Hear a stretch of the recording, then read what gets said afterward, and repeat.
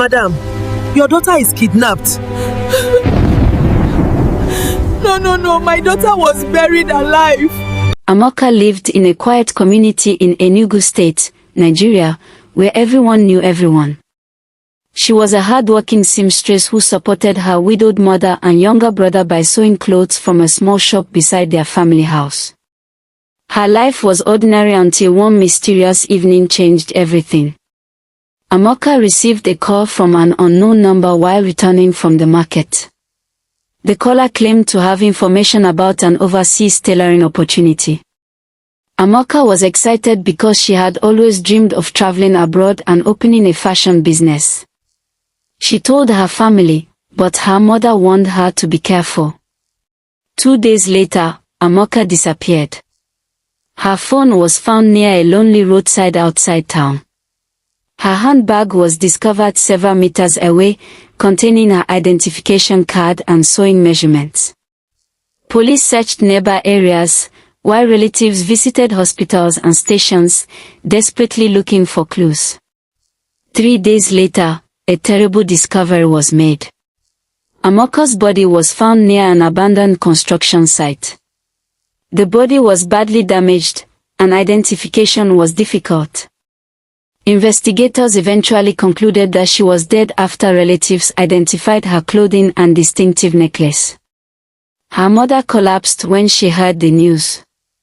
The family held a funeral according to tradition.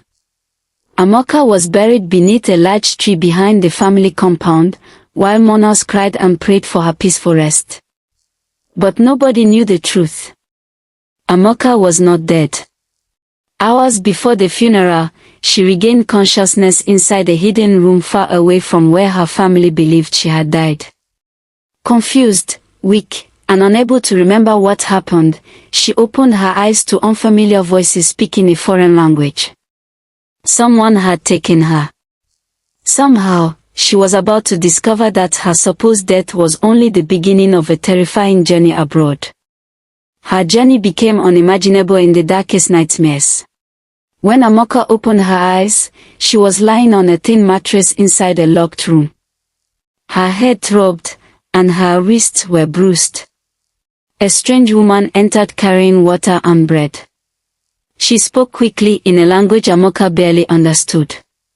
Amaka asked where she was, but the woman remained silent. Days passed before Amaka discovered the truth. She had been transported secretly through several locations after being attacked in Nigeria. The people holding her were part of a criminal network that promised vulnerable Nigerians jobs abroad, then controlled them after arrival. Amaka had survived the attack that made her family believe she was dead. Her captors thought she would eventually recover enough to work for them. Instead, they kept her hidden inside an apartment in a European city. She noticed a small window overlooking unfamiliar streets.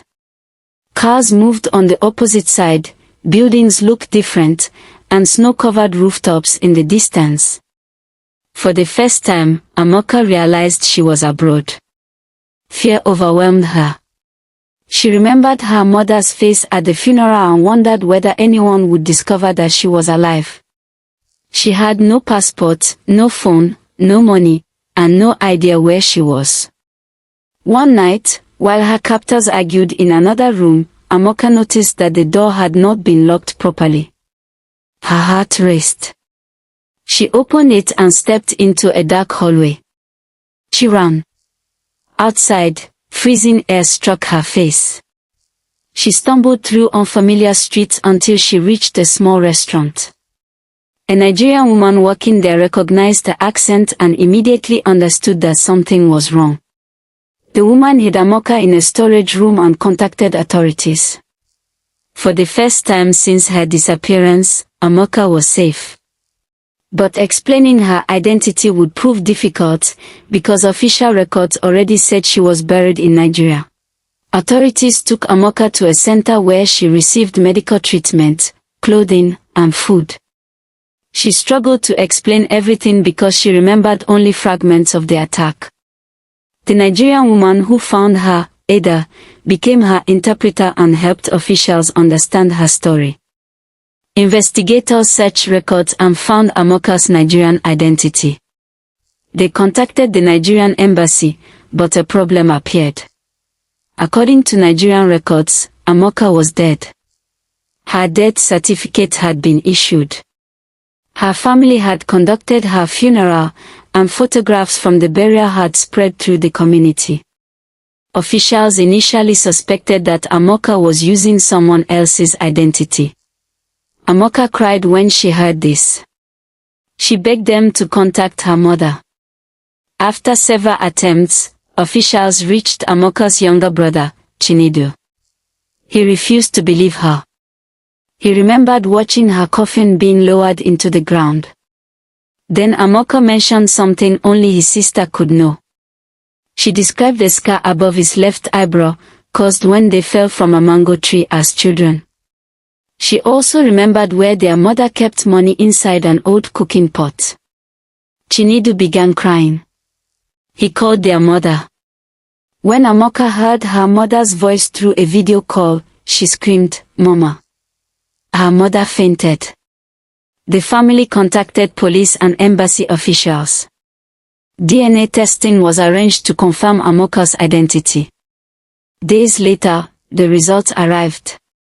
The woman buried in Nigeria was not Amaka. Someone had created a false identification. Investigators reopened the case and discovered that the body belonged to a missing woman. The necklace and clothing had been used to deceive Amaka's family. The revelation shocked the community.